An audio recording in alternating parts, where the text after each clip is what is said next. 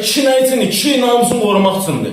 Kişinin vəzifəsi əziyyət çəkməkdir, pul qazanmaqdır, namusu ilə ailəsini qorumaqdır. O deməkdir ki, evinə pul gətirirsə, deməli ailəsinin nə istədi onu edə bilər.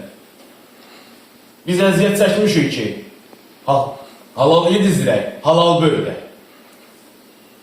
Qız da olsa namuslu böyüsün, kişi də olsa qeyrətli böyüsün.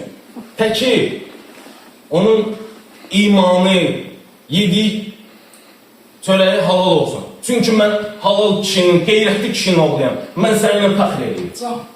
Mən fəxr edirəm ki, sənin kimi kişinin oğluyam, mən fəxr edirəm sənin kimi. Hava tərbiyyət getirmişsən. Namus sakitlığım oğluyam. Yerizdən danış. Mən həyatda heç vaxt heç kəsə oxşamaq, bənzətməmişim özümü ki, mənim elədiyim hadisədə kiməsə cəmiyyətə görə deyil, mənim öz qeyrətimə görədir. Amma bir dənə idealım var, bu kişidir. Mən bu kişinin çörəyin, halal çörəyin yemişəm.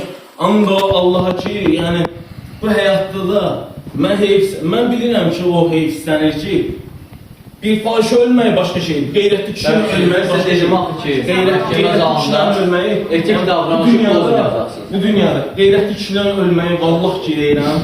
Yəni ki, dünyaya ziyan. Dünyada halal kişiləri. Mən burada kişiləri görürəm. Mən də Allaha ki, vicdan var insan.